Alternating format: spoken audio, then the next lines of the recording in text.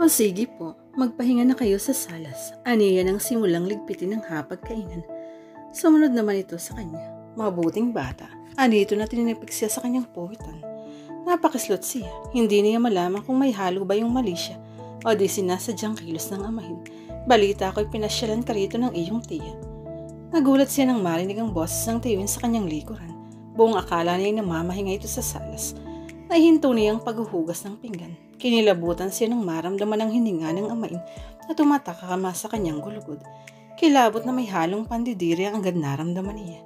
Ertiyo Lando, manatili na lamang kayo sa sala. Natatarantang sabi niya. Dali-dali niyang tinapos ang paghuhugas ng mga pinggan. Aktong hahagilapin niyang malinis na tuwalya upang ipuna sa basa niyang kamay nang kabigi ng amay ng kanyang kakawan palapit dito. Tiyo, sinaklot siya ng takot. Bitawan po ninyo ako. Tensyonadong wika niya. Tila wala itong narinig. Napakaganda mo, Amanda. Noon pa may hinahangaan ko ng taglay mong kagandahan. Panganib, iyon ang agad na rumestro sa kanyang isip. Igalang naman po ninyo ako. Nilangka pa niya ng katigasan ng kanyang tuhod kahit na nga matinding takot ang bumabangon sa kanyang dibdib. Sinuyod siya nito ng nasang tingin bilang katubo na ito. Matagal kong tinimpi ang nararamdaman ko, Amanda. At ito na ang pagkakataong hinihintay ko. Animoy tinambol ang kanyang dibdib gawa ng matinding nervyos. Pilit niyang binaklas ang kamay nitong mahigpit na nakalingkis sa kanyang bebo. Ano ba? Sigaw niya nang lalo pang humigpit ang pagkakahawak nito sa kanya. Nagbigyan mo na ako, Amanda. Hindi naman ako makakarating sa tiyahin mo. Mababaliw ako kapag hindi kita naangkin. May pandidiri siyang naramdaman ng ilapit nito ang mukha sa kanyang leeg. Naiiwas niya ang mukha ng aktong hahalikan siya nito. Nagbigyan mo na kasi ako. Ngumisi ito at animoy nakikipaglaro sa kanya. Diyos ko, tulungan po ninyo ako. Sa takot ay nausal niyang panalangin. Maawa po kayo sa akin. Anak po ninyo ako. Naiiyak na wika niya. Inisihan lamang siya nito. Gaga, kailanman ay hindi kita naging anak. Pagkasabi na ay muli nitong sinibasib ng halik. Pilit siyang kumawala sa pagkakayakap nito. Maaaring ang pagiging lasing ng tiyuhin kaya't nagawa niya itong itulak palayo sa kanyang katawan. Hindi na niya gawang liunin ang amaing natumba sa tabi ng sinker ng kusina. Tinakbo niya ang pintuan palabas ng bahay, ngunit bago pa man niya mapihit ang siradora. Napangiwi siya nang maramdaman niya ang pagsabunot sa kanyang buhok. Sa palagay mo ba'y patatakasin pa kita? Ito na ang pagkakataong kumaangkin ng nakababaliw mong katawan. Kinorner siya nito sa tabi ng pintuan. Bagamat dominado ng takot, naglumikot ang kanyang isip upang makawala sa tiyuhin. Walang alinlangang hayok sa laman. Akmang itatas niya ang tuhod ng pigilin niyo ng magaspang na kamay ng tiyuhin. Hep hep, at balak mo pa akong alisan ng kaligayahan mo. Singhal nito. Nanlisik ang mga matang ipinako ang kanyang mga kamay sa haligi at mga tuhod naman niya inipit ng ibabang katawan nito. Lalo siyang kinilabutan ng maramdaman ng matigas na pagkalalaki na alam niyang sadyang ikinikiskis sa maselang parte ng katawan niya. Aray ko po, napangiwisi siya sa sakit. Nang hablutin nito ang kanyang buhok. Kinaladkad siya patungo sa salat sa malamig na simentong sahig ay itinulak siya. Kung hindi niya itukod ang dalawang kamay, malamang na nabagok ang kanyang ulo. Gayun pa man daman niya ang panginginig ng katawan. Hindi pa siya nakakabawi ng lakas ng kumbabawa ng buhong niyang tiyuhin ang kanyang katawan. Pilit siyang nagpumiglas. Batid niyang hindi na niya mapapakiusapan ng tiyuhing pinanlabuan na ng isip sa pagnanasa nito sa katawan niya. Napakasama mo. Napapaiyak na bulalas niya sabay kalmot sa mukha nito. Nagmarka ang kanyang kuko sa mukha nito. May dugong na mukal roon. Lalong nalisik ang mga mata ng tiyuhin. Masama pala. Nangaasar nitong wika sabay unday ng suntok sa kanyang sikmura. Agad siyang namilipit sa sakit. Unti-unting nagdilim ang kanyang paningin. The next thing that happened was vague to her. Tanging ang narinig niya ay biglang nalis ang bigat sa kanyang katawan. May narinig siyang malakas na ingay na tiyak niyang nasasaktan. Pinapanawan man ang ulirat, may narinig siyang pamilyar na boses na manay ang pagmumura sa kanyang tiyuhin.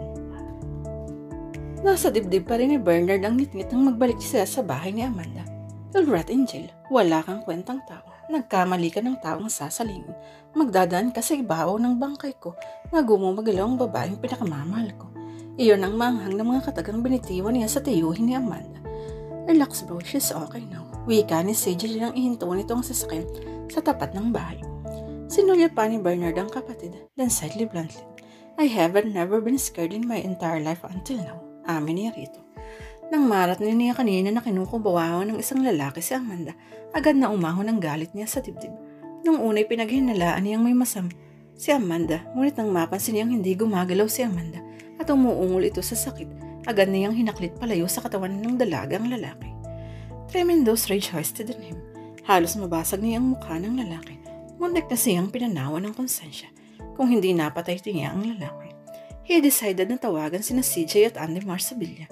Ang mga ito ang tumulong sa kanya upang maisaayos ang lahat. Sinamahan siya ni CJ sa municipal jail upang reklamo at sampahan ng kasong lalaking nagtangkang humalay kay Amanda. Lalo siyang napuot sa lalaki nang malaman niyang tiyuhin pala ito ng dalaga. It's obvious in your actions at ako mismo ang makapagsasabi na mahal mo talaga si Amanda.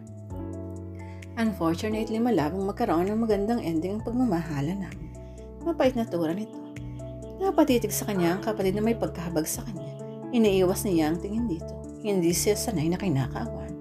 Oh, sige, I'll leave you here. You stay here, tatawagin ko lang si Andrimar nang makauwi na kayo sa villa. Abiso niya sa kapatid bago pa lumawag ang kanilang pag-uusap sa dilema niya sa pag-ibig. Si Andrimar ang pansamantalang pinagbantay niya kay Amanda sapagkat unconscious pa rin ang huli. Excited na relief ng pagpasok niya sa kwarto ay nakita niyang mulat na si Amanda, bagamat nakahiga pa rin ito sa kama. Kausap nito ang kanyang pinsan. Mahina siyang tumikim, sabay niya napalingon ng dalawa sa kanya. Narito na pala siya. You can leave us now, Andrimar. Hinihintay ka na ni CJ sa labas, but si Andrimar na may pag-aatubili sa boses, ako na ang bahala sa kanya. Nang makapagpaalam ang pinsan kay Amanda at halikan siya sa pising ni Lisa na nito ang kwarto. Saka pa lamang siya lumapit sa dalaga nang marinig ang pagharap ng makina. Udyat na umalis na ang sasakyang kanya lululanin na CJ at Andrimar. Are you okay now? Masuyong pangungumusta ni Bernard sa kanya. Gusto mo bang dalhin kita sa ospital? Nilulunan ng genuine concern nito ang puso ni Amanda. Hindi na kailangan. Aniyang initaan ito. Are you sure baka may parte ng katawan mo ang nananakit?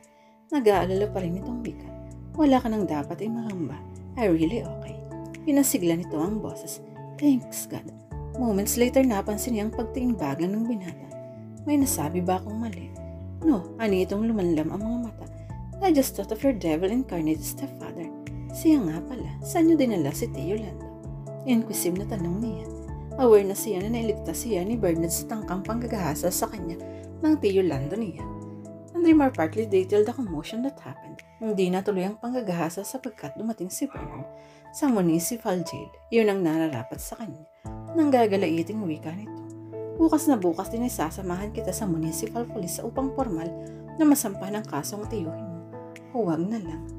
Did I hear it right? Naiimposible ang sabi ni Bernard. Kawawa kasi ang pamilya ni Tio Lando. Maaaring lasing lang siya kaya niya nagawa ang bagay na yun. Walang susuporta kina Tia, Insyang at Margarita. Are you crazy? Nag-iinit ang kanyang mukha. Maaaring ang naloloka na siya. Sa kabila ng ginawa ng tiyuhin, may awa pa rin siyang nararamdaman para rito. Amanda, hinawakan ng binata ang balikat niya. Tila umaamot ng kanyang eksplanasyon. Nagyuko siya ng mukha. Alam kong itinatanim mo lang sa utak mo na may utang na loob na dapat kang tanungin sa pamilya niya. But the issue is your safety. Ikaw na rin ang nagsabi sa akin na namin sa hindi ka nila itinuring na isang kapamilya. Paano kung gawan ka niya uli ng masama ng tiyuhin mo?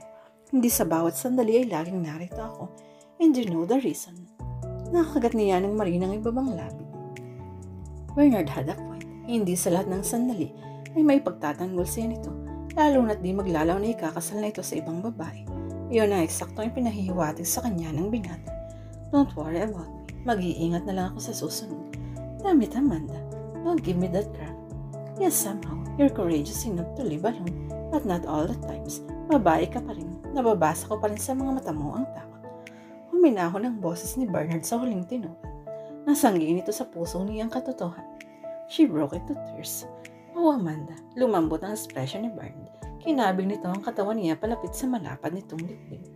You're right, napasinghot na panimula niya. I was brave enough dahil kinakaya kong mabuhay mag-isa.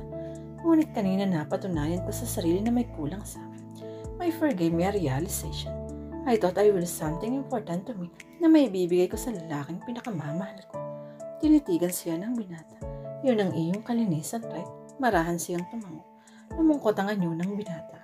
Unfortunately, wala na akong karapatang maangkin ang bagay na may pagmamalaki mo. Wika nito. You have the right. Walang pag-atubilang wika niya. It will prove na ikaw pa rin ang laman ng puso ko.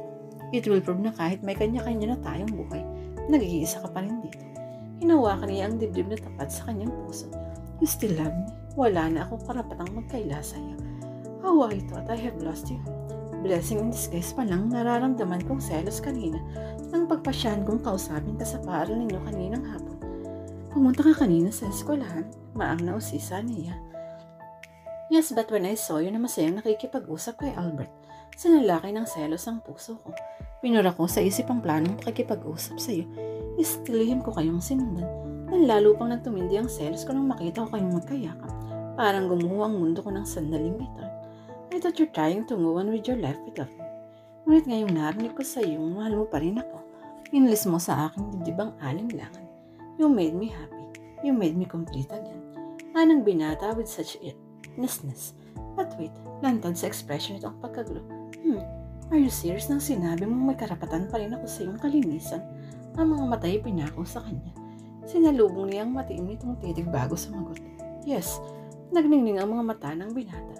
And we can start all over again. Uurong ako sa kasal namin, Trisha, at ikaw ang ihaharap ko sa dambana. Ang ideyang siyang pakakasalan ng binata ang naghatid ng saya sa pusong niya. Ngunit sandali lamang ito. Titig na titig ang binata sa kanya while waiting for her response. This time umilap ang mga mata niya. Nalulungkot siya sapagkat may nananatiling sagwil sa kanilang pag-ibig. Answer me, Amanda. Can we start all over again? Let's consider the past na isang bangungot lang.